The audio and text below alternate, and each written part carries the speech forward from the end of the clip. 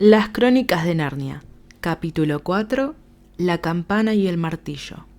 No hubo duda respecto a la magia en esa ocasión. Cayeron y cayeron como una exhalación, primero a través de oscuridad, y luego por entre una masa de formas vagas y arremolinadas que podrían haber sido cualquier cosa. Clareó un poco, y entonces, de repente, notaron que estaban de pie sobre algo sólido. Al cabo de un instante, todo adquirió nitidez y pudieron mirar a su alrededor.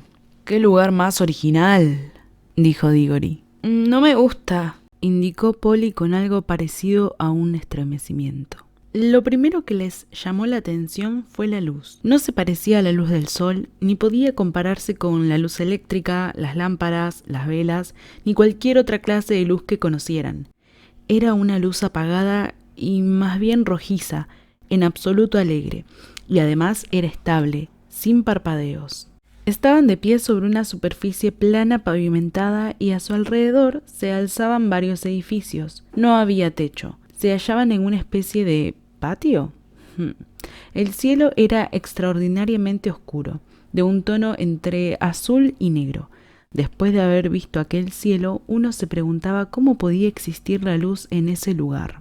Hace un tiempo muy curioso, comentó Diggory. Me pregunto si no habremos llegado justo en el momento de presenciar una tormenta o un eclipse. No me gusta, repitió Polly. Los dos, sin saber muy bien por qué, hablaban en susurros, y a pesar de que no existía un motivo por el que debieran seguir con las manos entrelazadas tras su salto, no se soltaron. Las paredes se alzaban muy altas alrededor de todo aquel patio, y tenían enormes ventanas sin cristales, a través de las cuales no se veía otra cosa que negra oscuridad. Más abajo había enormes arcos sostenidos por pilares, que se abrían negros como las bocas de los túneles del ferrocarril. Hacía bastante frío. La piedra en la que estaba construido todo parecía roja, pero el efecto podía deberse meramente a la curiosa luz. Resultaba evidente que el lugar era muy antiguo. Muchas de las losas planas que cubrían el patio estaban agrietadas, ninguna encajaba bien y las puntiagudas esquinas estaban desgastadas.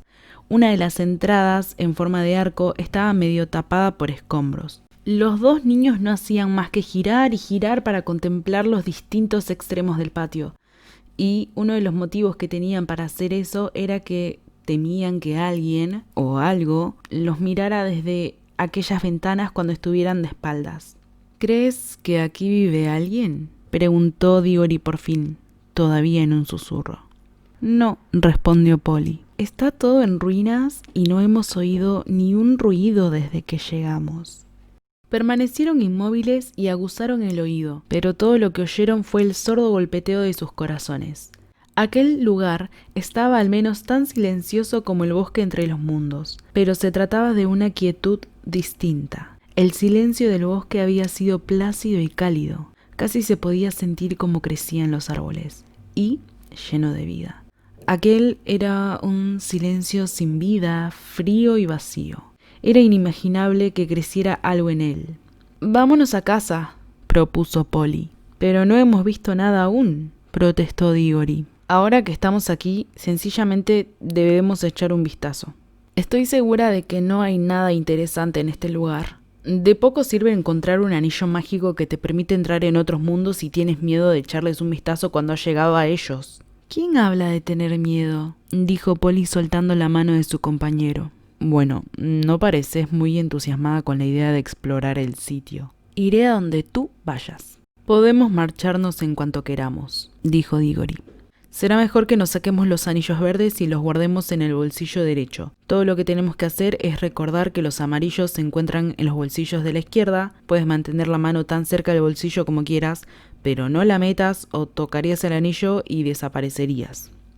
Así lo hicieron, y se acercaron sin hacer ruido a una de las enormes entradas en forma de arco que conducían al interior del edificio. Cuando se hallaron en el umbral y pudieron mirar al interior, descubrieron que dentro no estaba tan oscuro como habían pensado en un principio. La entrada llevaba a un inmenso y tenebroso vestíbulo que parecía vacío, pero en el otro extremo había una hilera de columnas con arcos entre ellas y a través de aquellos arcos penetraba un poco más de la misma luz cansina. Atravesaron el vestíbulo andando con sumo cuidado, por temor a que hubiera agujeros en el suelo o cualquier cosa caída con la que pudieran tropezar. Les pareció una caminata muy larga. Cuando llegaron al otro lado, salieron por las arcadas y se encontraron en otro patio aún más grande.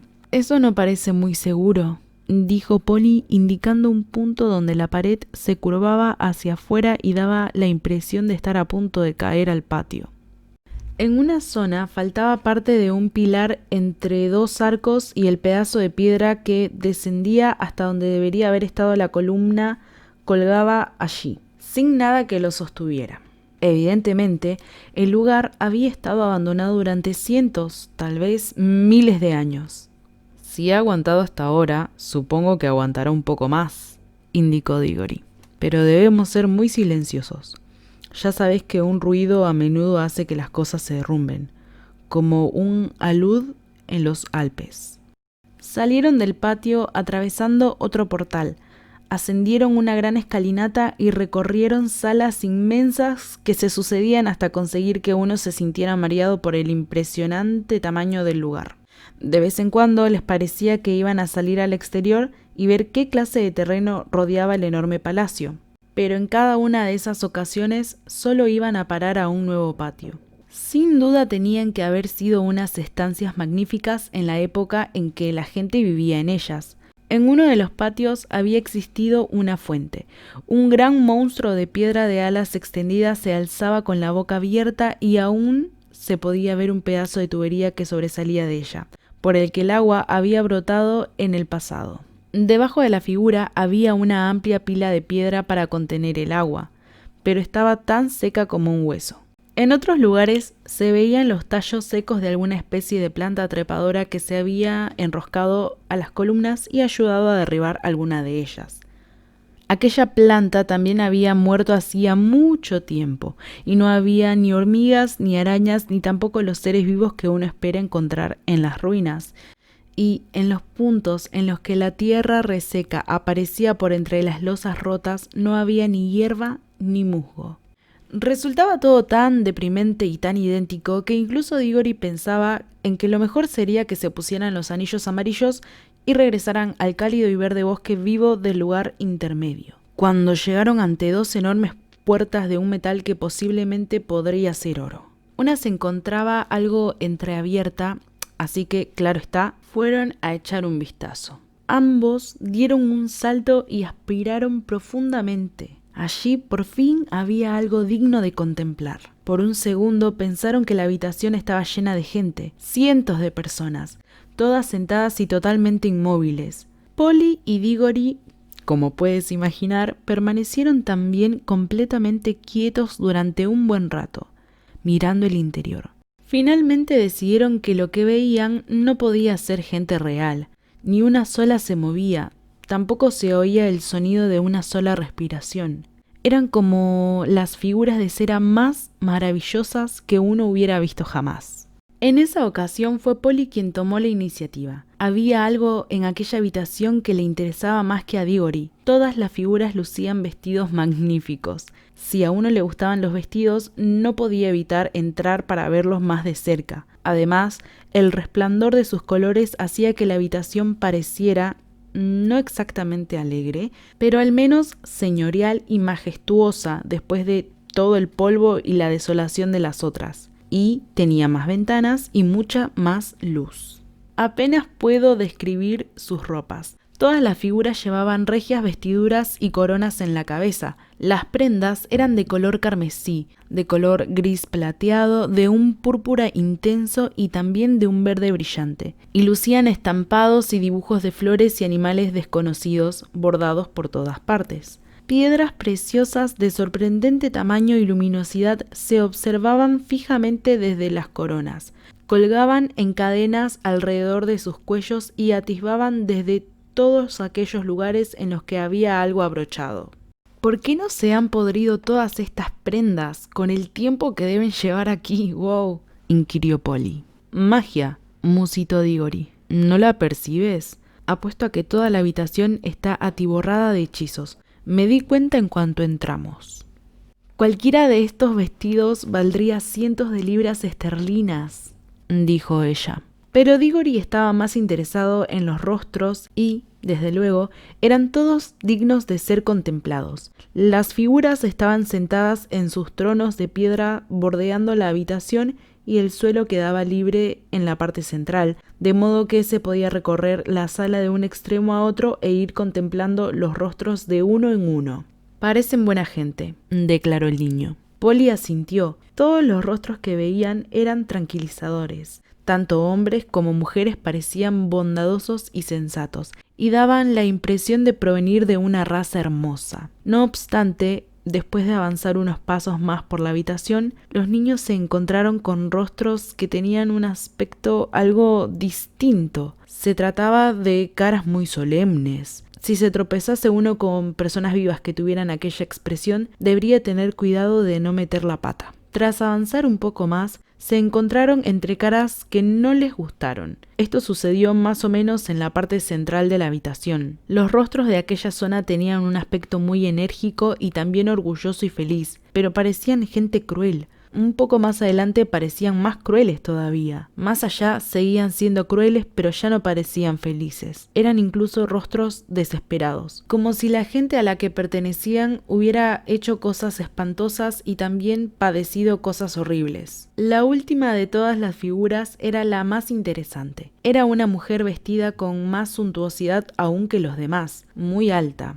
aunque todas las figuras de aquella habitación eran más altas que la gente de nuestro mundo, con una expresión de ferocidad y orgullo que lo dejaba a uno sin respiración. Sin embargo, al mismo tiempo era hermosa. Años después, cuando era un anciano, Diggory decía que jamás en la vida había conocido a una mujer tan bella. De todos modos, es justo decir también que Polly siempre declaró que no pudo ver nada especialmente hermoso en ella. Esa mujer, como decía, era la última figura, pero quedaba un gran número de sillas vacías después de ella, como si la habitación hubiera estado pensada para una colección mucho mayor de imágenes. «Me encantaría conocer la historia que hay detrás de todo esto», dijo Diggory. «Retrocedamos y echemos un vistazo a esa especie de mesa que hay en el centro de la habitación». Lo que había en el centro de la habitación no era exactamente una mesa. Era una columna cuadrada de 1,20 metros de altura aproximadamente, y sobre ella se alzaba un pequeño arco dorado del que colgaba una campanilla dorada, y junto a esta descansaba un martillo también dorado con el cual se golpeaba la campana. Me pregunto, empezó a decir Diggory. «Mira, parece que hay algo escrito», indicó Polly inclinándose para observar el lateral de la columna. «Caramba, parece que sí», confirmó él, «pero naturalmente no podremos leerlo». «¿No podremos? No estoy tan segura». Ambos miraron con atención, y tal como era de esperar, las letras talladas en piedra eran desconocidas. Pero entonces tuvo lugar un gran prodigio, pues a medida que miraban, a pesar de que la forma de las extrañas letras no cambió en ningún momento, descubrieron que las entendían. Diggory hubiera recordado lo que él mismo había dicho apenas unos minutos antes, acerca de que la sala estaba encantada. Habría podido adivinar que el hechizo empezaba a actuar, pero la curiosidad lo embargaba de tal modo que no podía pensar en eso. Cada vez ansiaba más averiguar lo que estaba escrito en la columna y, por suerte, no tardaron en saberlo. Lo que decía era algo parecido a esto. Al menos este es el significado del texto, aunque la poesía en la lengua original era mejor. «Haz tu elección, aventurero desconocido. Golpea la campana y aguarda el peligro. O pregúntate hasta enloquecer qué habría sucedido si lo llegas a hacer». «Ni hablar», exclamó Polly. «No queremos correr peligros de ninguna clase». «¿Pero no te das cuenta de que no sirve de nada?», dijo Diggory. «Ahora no podemos escapar. Nos pasaremos la vida preguntándonos qué habría sucedido si hubiéramos golpeado la campana. No pienso regresar a casa para luego volverme loco pensando en eso. Ni hablar». «No seas bobo», repuso Polly. «Como si eso fuera a pasarle a alguien. ¿Qué importa lo que habría sucedido?» Supongo que cualquiera que haya llegado tan lejos se verá obligado a hacerse preguntas continuamente hasta acabar chiflado. Esa es la magia que posee, ¿comprendes? Ya noto cómo empieza a hacerme efecto. Bueno, pues yo no, indicó Polly malhumorada. Y dudo mucho que tú lo notes. Estás fingiendo. Eso es lo que dices tú, dijo Diggory. No lo entiendes porque eres una chica. Las chicas nunca quieren saber nada que no sean habladurías y tonterías sobre las bodas de blanco. Has puesto la misma expresión que tu tío, le increpó Polly. ¿Por qué te vas siempre por las ramas? De lo que estamos hablando es... Típico de hombres, exclamó ella con una voz muy adulta, pero se apresuró a añadir con su tono de siempre. Y no digas que eso es típico de mujeres o serás un copión asqueroso. Jamás se me ocurriría llamar mujer a una niña como tú, respondió Diggory con altivez. Ah, así que soy una niña, ¿no es eso? Dijo Polly, que estaba furiosa de verdad.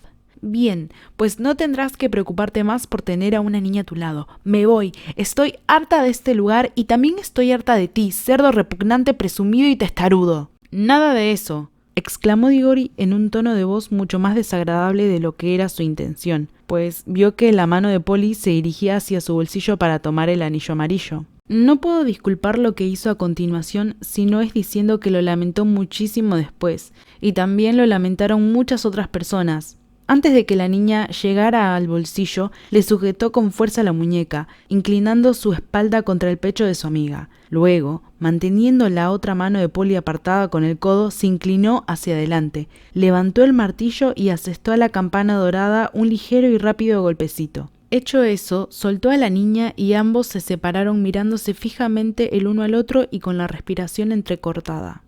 Polly empezó a llorar, no de miedo, ni tampoco debido a que él le hubiera hecho daño en la muñeca, sino presa de una gran cólera. Sin embargo, en cuestión de 2 segundos, los dos tuvieron algo en lo que pensar que les hizo olvidar totalmente su pelea.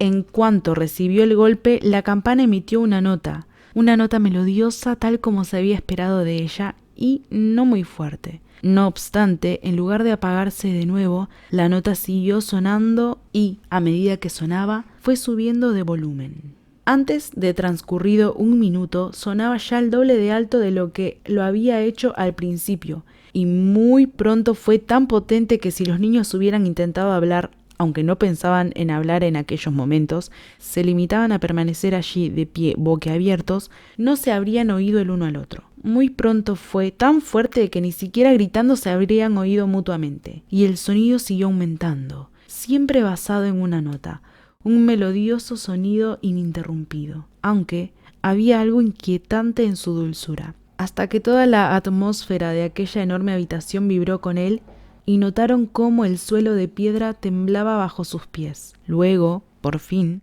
empezó a mezclarse con otro sonido, vago y catastrófico, que al principio recordó al rugir de un tren lejano y luego al estampido de un árbol al desplomarse. Oyeron algo parecido a grandes pesos que caían.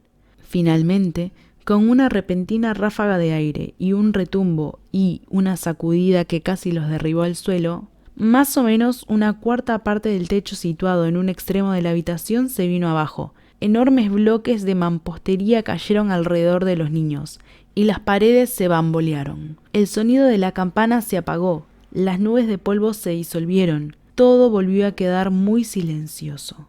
Jamás se descubrió si la caída del techo fue parte de la magia o si aquel insoportable y fuerte sonido procedente de la campana había emitido por casualidad una nota que era más de lo que las medio desmoronadas paredes podían soportar. «Ya está, espero que estés satisfecho», jadeó Polly. Bueno, al menos se ha acabado. Y los dos pensaron que así era, pero jamás habían estado tan equivocados.